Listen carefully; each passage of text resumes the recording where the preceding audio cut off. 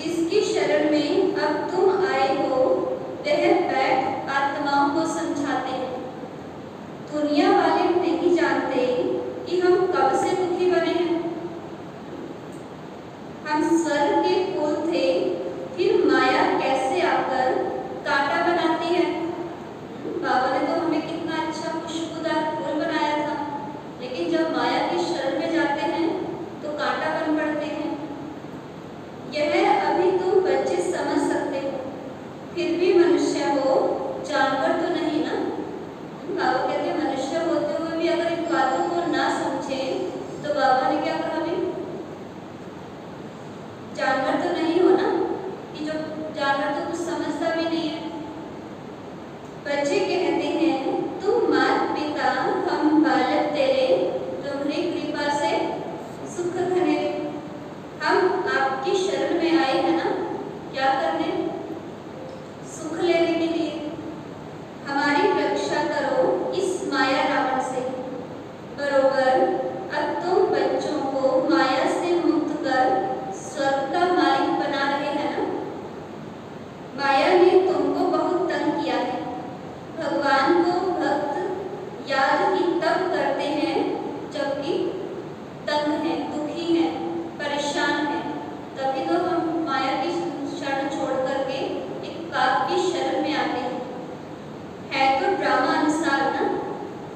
जो स्वर्ग के थे उन्हों की ही माया दुश्मन बनी है। यह कोई भी नहीं जानते कि आधा कल्प की ही माया दुश्मन है ना। आधा कल्प माना द्वापर कलयुग। तो यह बड़ी गुह्य बातें समझने की है। आधा कल्प से तुम बहुत याद करते आए हो कि हम इस आफत से कैसे छूटे। बाप आकर हमको अपना बनाए स्वर्ग का वर्षा देते हैं ना। तुम सब इस समय रिफ्यूजी हो ना। बाबा के पास क्या बनाया हमें, रिफ्यूजी। आजकल रिफ्यूजी बहुत होते हैं ना, जाकर असलम अथवा शरण लेते हैं। तुम जानते हो माया ने भारत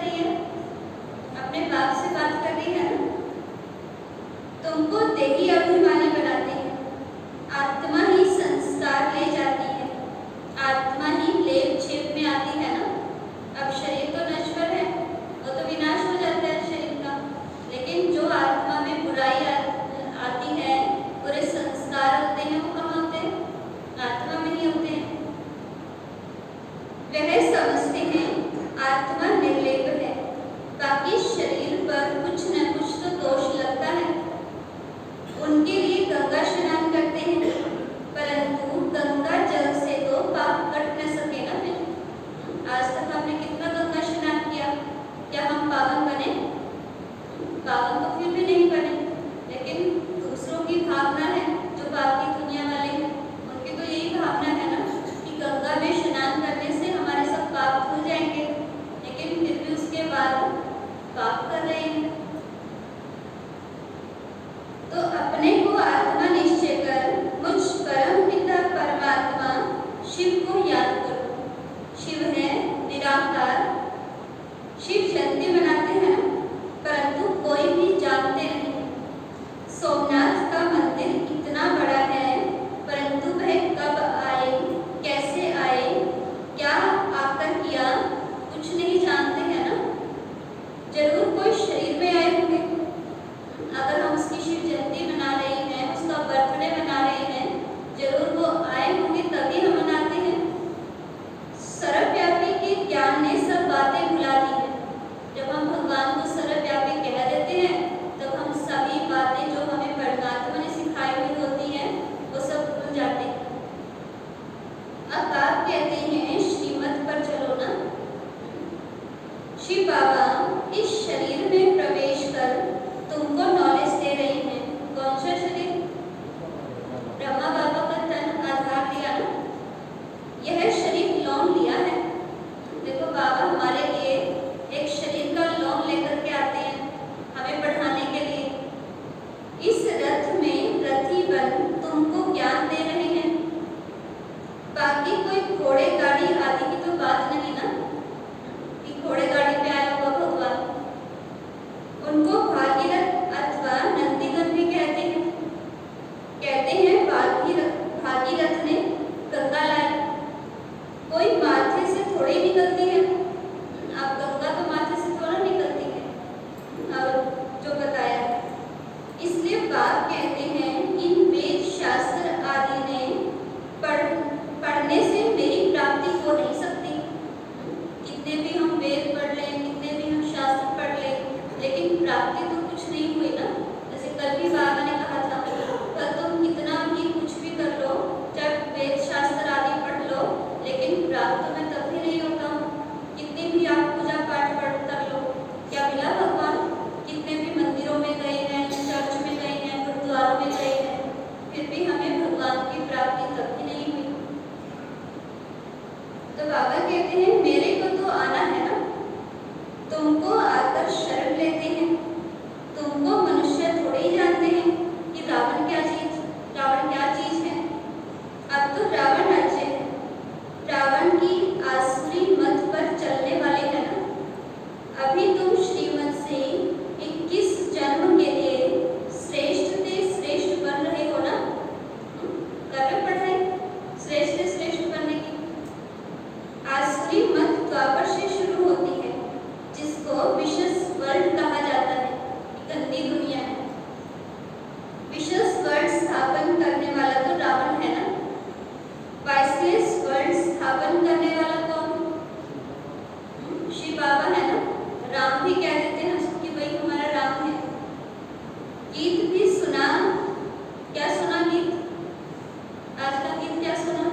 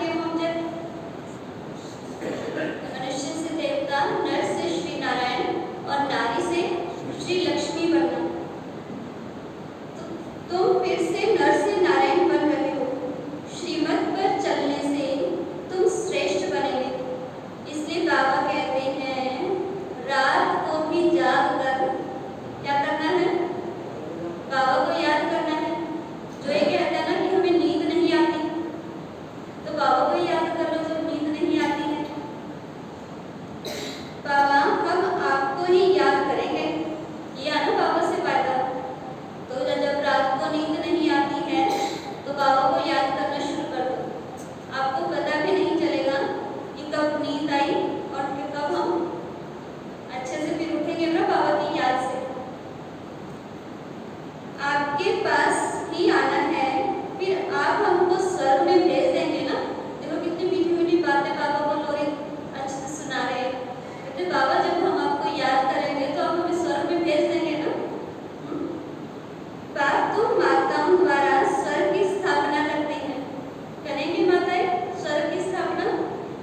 देखो बाबा भी कह रहे हैं माताएं ही स्वर्ग की स्थापना कर सकती है। तुम योग में रहकर भारत को पवित्र बनाएंगे ना।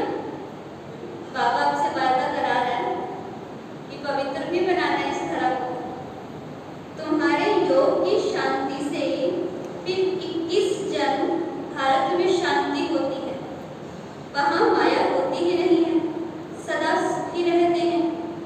देह अभिमान के कारण ही मनुष्य दुखी बनते हैं ना। अब बाप तुमको देही अभिमानी बनाते हैं। सत्युग में जो दैवी गुण वाले थे वह अभी आसुरी गुणों वाले बन पड़े हैं ना।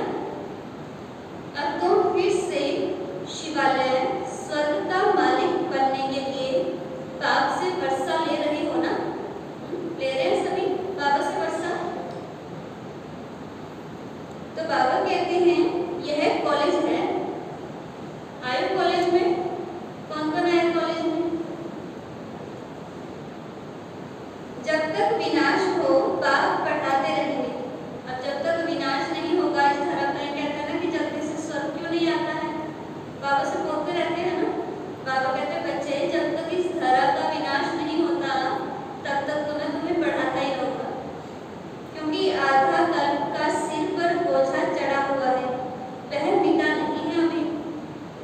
पहले इस धरा पर जो हमारे सिर के ऊपर पापों का बोझा चढ़ा हुआ है, जब तक हम वो नहीं उतारेंगे, बाबा कहते मैं धरा को स्वर्ग कैसे बनाऊं। अब पाप तो उतारने पड़ेंगे ना। अब बिना पाप के क्या, जब तक आप पाप नहीं उतारोगे क्या स्वर्ग में चले जाओगे? जा ही नहीं सकते हैं। इसलिए बाबा पहले क्या वादा करवा रहा है कि सबसे पहले अपने सिर के ऊपर से जो पापों का बोझा चढ़ा हुआ है उसे उतारना है। और वो कैसे उतरेगा? बाबा को याद करने से। मेहनत तो लगती है ना। इस समय सब पाप आत्माएं हैं, पवित्र आत्मा एक भी नहीं है। देखो बाबा को भी पता है इस संसार में कोई भी पवित्र आत्मा है ही नहीं जो स्वर्ग आ जाए। कहते हैं कि हे पतित पावन आओ, आकर फिर पावन बनाओ, परंतु यह नहीं समझते कि यह पतित दुनिया है। अब तुम ब्राह्मण बने हो, बन गए सब ब्राह्मण बने हो। ब्रह्मा की औलाद तुम कितने थोड़े हो। देखो अभी भी क्लास में कितने थोड़े से बच्चे बैठे हैं, इसलिए बाबा देख रहा है शायद आज कि थोड़े से बच्चे हैं, इसलिए थोड़े से ही ब्राह्मण नजर आ रहे हैं बाबा को। फिर ब्राह्मण से देवता क्षत्रिय बनेंगे। यह है स्वदर्शन चक्र। पुनर्जन्म लेते लेते हम 84 जन्म पूरे करते हैं। यह बातें शास्त्रों में नहीं है। ब्रह्मा के हाथ में शास्त्र दिए हैं। सूक्ष्म वतनवासी ब्रह्मा तो हो न सके ना। अब जो वहाँ दुनिया में शास्त्र हाथ में दिखाए हैं, अब सूक्ष्म वतनवासी तो नहीं हो सकता ऐसा कि जो हाथों में शास्त्र लेके रखते। नाम है प्रजापिता ब्रह्मा, जिसको आदम कहते हैं। वही इस सारे जीनोलॉजिकल ट्री का हेड है ना। इस पूरे बने ट्री का हेड है ना, जो कल्प वृक्ष दिखाया है। सो तुम जानते हो हम रुद्र माला के दाने हैं। हम आत्माएं वहां से आती है ना। कहाँ से आई आप सभी आत्माएं? परम धाम से ना। हमारा निवास स्थान वह परम धाम है। हर एक आत्मा को 84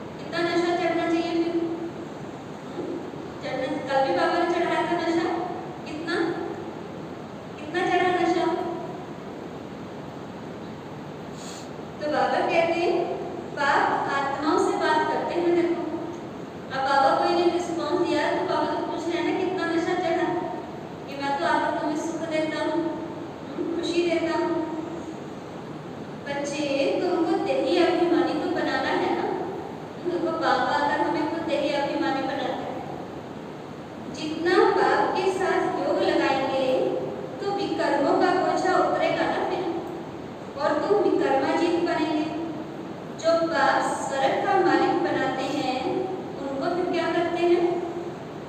छोड़ देते हैं, पारगति दे देते हैं।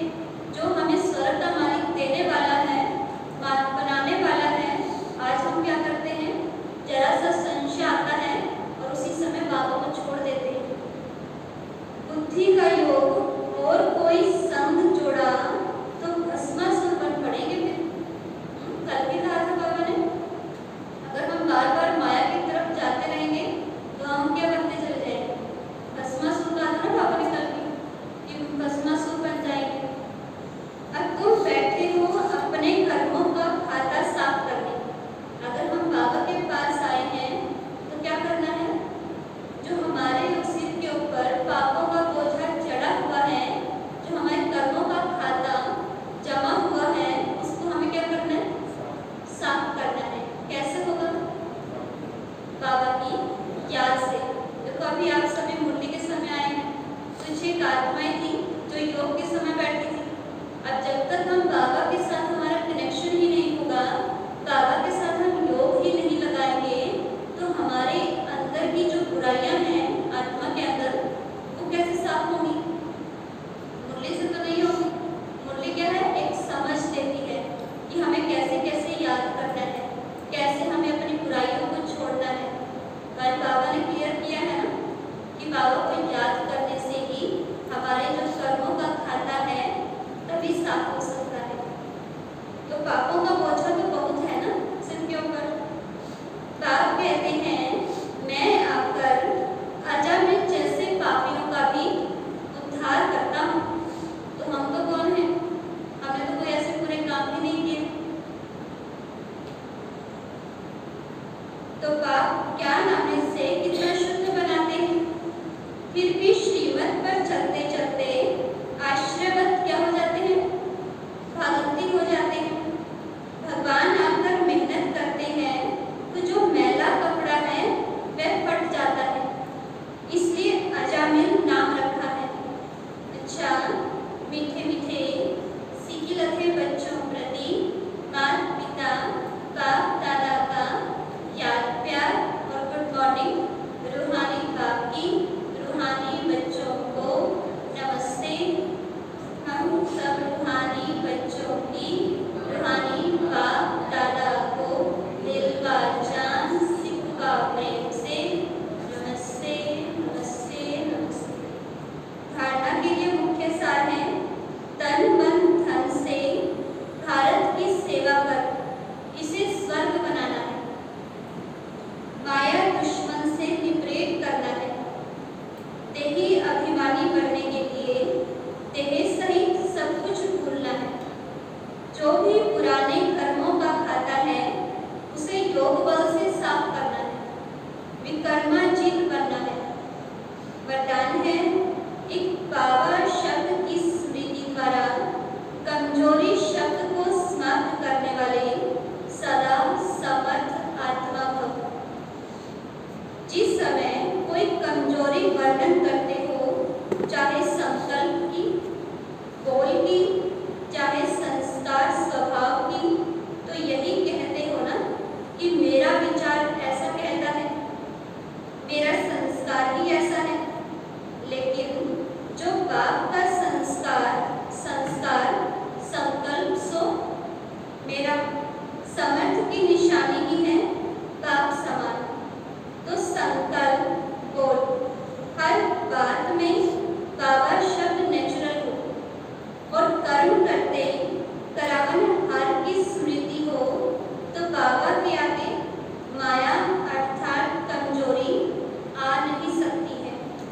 स्लोगन है जिसके पास गंभीरता की विशेषता है उन्हें हर कार्य में स्वतः सिद्धि प्राप्त होती है। जिसके पास गंभीरता की विशेषता है उन्हें हर कार्य में स्वतः सिद्धि प्राप्त होती है। अच्छा, ओम शांति।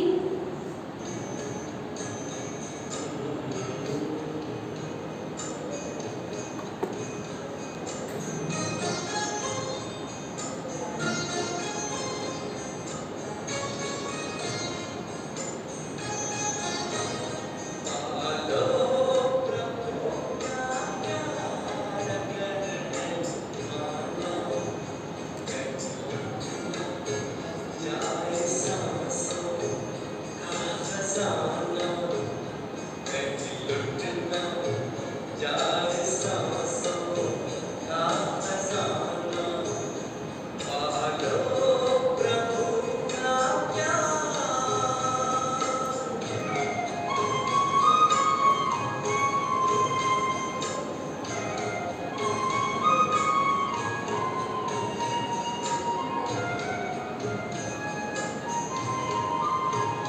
कल किसने देखा है आज तुम ये कर लो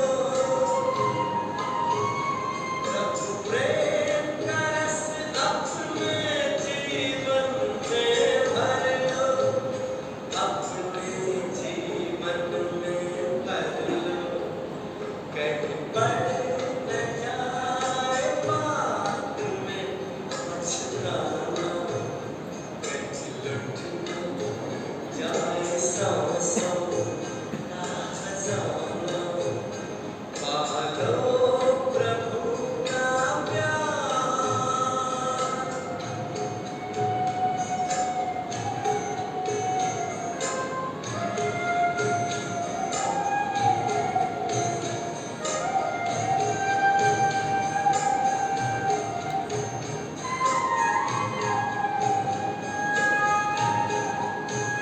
प्रभु को बना लो अपने दिल का सहारा देखो मौका फिर न आएगा दोबारा फिर न